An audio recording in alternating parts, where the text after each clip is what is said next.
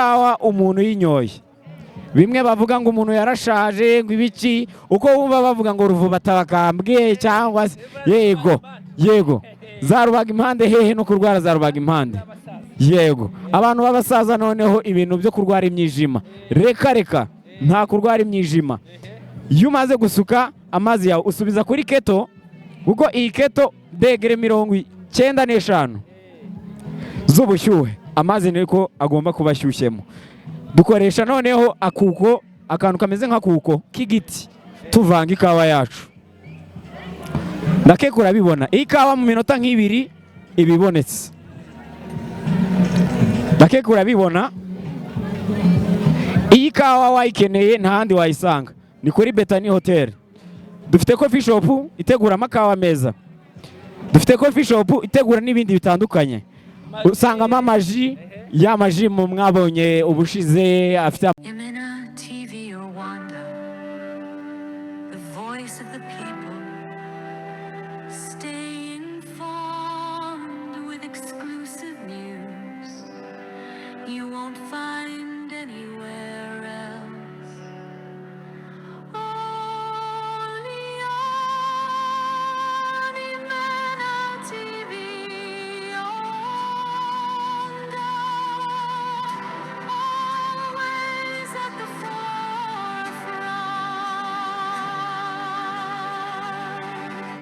TV Rwanda, the voice of the people, stay informed with exclusive news you won't find anywhere else, only on.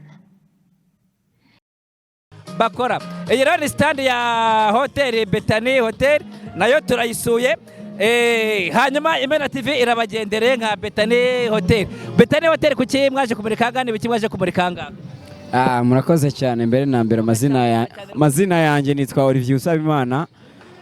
Bethany ibintu twaje kumurikana ibintu byinshi kandi byiza cyane abaturarwanda bafite kumenya abatuyisi bafite kumenya ndetse bakatugana mu bintu tugira rero muri service twe tugira harimo ibyumba byiza cyane ducuruza amacumbi aho ushobora kuza ugasanga hari icyumba cyiza cyegereye amazi mbese muri make ni nkaho ubutuye mu mazi. Ikindi cya kabiri tugira restaurant nziza ifite service itanga ibyo kurya bihebuje uhageze wese agaruka atari umwe ashobora kuhagera ari umwe ariko akagarukana na famiye ashobora kuhagera ari umwe ariko akagarukana n'inshuti n'abavandimwe bivuze ngo nuko service yacu ibinoze. Icyo twaje kumurika aha ngaha rero ni service zacu dufite service zitandukanye dufite service zijyanye n'amacumbi dufite service zijyanye na restaurant dufite service zijyanye na coffee shop ntekereza ko mwabonye ukuntu twabakoreye amakawa yego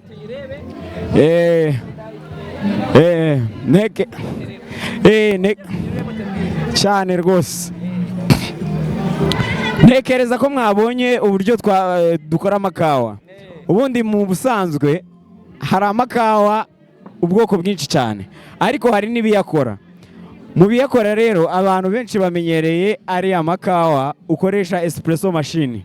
Iyo tuvuze espresso machine ni ziriya kawa zikorwa na kira kimashini kinini ariko bakunda kuvanga amata bakavanga n'amata ariko iyo tuvuze ikawa y'u Rwanda ikawa y'umwimerere ikawa ya Karongi tuba dushaka gutanga ikawa piwa umuntu urayisogongera akumva ikawa uko imeze yashaka gushyiramo isukari cyangwa ubuki akabikora nyuma ariko yumvisha ikawa uko imeze. Rero mu bikoresho dukoresha aka kantu tukita V60 muri make ni V60 aka tukita Aeropress aka twari tumaze kugakoresha mu kanya aka wabonye ko dukoresha urutambi aka tukita Chemex iyo tuyita Aeropress nayo twayikoresheje. Hari n'indi yitwa French press iyi ni Ifaransa muri make mu yandi magambo abafaransa nibo bakunda kuyikoresha cyane. Hari n'indi twari twakoresheje twita moka pot rareba iyi ni poti yayo bivuze ngo tugapressinga urya tugashyira ku muriro hariya kuri gaze iyo ibize igwa hamwe imbere ndakeka nabyo mwabibonye. Rero ngiye kugerageza kubakorera kwiyitwa V60 kugira yego cyane yego kugira munayisogongere mwumve ese iyi kawa ni kawa y'u Rwanda koko. Mu bikoresho dukoresha rero harimo umunzani, tugomba gupima amagarama y'ikawa, tugapima n'amazi dukoresha kugira dutange ikawa ifite ibipimo. Kuko iyo utanze ikawa irengeje doze ni hahandi wumva ikawa yakubihiye, ni hahandi wumva ikawa nta mwimerere wayo bitewe n'ibipimo. Yego aka gakoresho ubona rero iyi ni keto ariko ishinzwe gukoreshwa amakawa, itandukanye na ya keto yo gushyushya amazi warangiza ugakaraba. Iyi keto mu masegonda make cyangwa mu minota nk'ibiri ibirangije kubiza amazi. Iyi niyo twifashisha dukoresha amakawa yacu. Iyi kawa dukoresha rero, iyi ni kawa ituruka Karongi. Iyi ni Gitesi Coffee. Iyi ni kawa ihingwa ikarongi. Ikarongi twimakaje gukoresha ibintu tuhahinga, ibintu by'iwacu. Ikawa ihingwa mu misozi yitwa Arabica. Iyi kawa irosinze cyangwa ikaranze mu buryo bita medium, ntabwo ishiriye, ni muayene muri make. Yego aside ntabwo igira aside iri hejuru. Rero ngiye kukwereka ukuntu dukoresha ibi bikoresho. Aha napimye ikawa ndakeka urabibona ko nayisutsemo. Yego amazi rero turapuringa gutya. Yego gupuringa cyangwa se gusuka mu kinyarwanda. Iyi niyo kawa twita V60 cyangwa V60. Yego iyi kawa umuntu yinyoye, bimwe bavuga ngo umuntu yarashaje ngo ibiki, uko wumva bavuga ngo ruvuba tabakambwe cyangwa yego zarubaga impande hehe no kurwara zarubaga impande.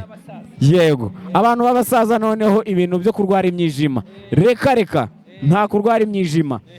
Iyo umaze gusuka amazi yawe usubiza kuri keto, kuko iyi keto degere 95 z'ubushyuhe amazi niko agomba kuba ashyushyemo.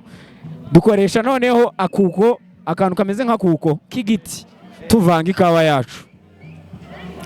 Ndakeka urabibona iyi kawa mu minota nk'ibiri ibibonetse. Ndakeka urabibona iyi kawa wayikeneye ntahandi wayisanga, ni kuri Bethany Hotel. Dufite coffee shop itegura amakawa meza, dufite coffee shop itegura n'ibindi bitandukanye. Usangamo amaji, ya maji mu mwabonye ubushize afite amabara atandukanye, amabara 7 8 cyane. Ndakeka mwabibonye cyane. Ikindi cya kabiri dukora ibintu bijyanye n'ama milkshake. Abantu iyo bahageze babona ibyo kunywa, abantu bakuru iyo bahageze babona ibyo kunywa, abantu bakuru iyo bahageze babona ka cocktail ku bashaka akantu kajyanye na doze k'inzoga, babona ibintu byinshi byitwa smoothie, ibyayi, ibintu bitandukanye. Ariko uyu munsi twiyemeje kumurika ibitari bisanzwe bizwi aha muri Karongi, harimo ikawa yacu. Aka kanya nakubwira ko ikawa yacu yabonetse, igisigaye no gutestinga ukumva uko imeze. Yego mukaryoherwa nayo. Iyi niyo twita V60. Yego mwaryoherwa n'ikawa yacu. Iyi ni ya Gitesi. Yego ikawa yitwa Gitesi, tuyihinga muri Karongi. Cheers. Ku buzima bwacu. Yego byose cyane inameze neza. Nashishikariza buri wese kugana stand ya Bethany Hotel cyane rwose, urebe uko byifashe. Yego hariya dufite n'icyokezo. Yego abantu babegereye. Yego aha dufite n'icyokezo aho mushobora gusanga hari brushete. Uri gukora iki hano? Turi gukotsa brushete, ibirayi. Warabyize rero? Nabyize, biraryoshye, bifite uburyohe, baraboneka rwose ku bwinshi. Kuki mwatekereje kuzana n'iki cyokezo hano? Dutekereza ko abantu bose abatari ngombwa ngo, hari abantu benshi bifata bakavuga ati ntago tujya kurira mu mahoteli, bazi ko ibintu bihenze, ariko ibintu ntago bigihenze. Twifuje kubibegereza hafi, aho umuryango ufite abana, aho umuryango wifuza kujyana na famiye kuruhuka, ushobora kuza ukavuga ati nshaka ka brushete. Dufite brushete zitandukanye, hari abatarya inyama z'inka, hari abatarya brushete, ariko ugasanga barya brushete z'ifi.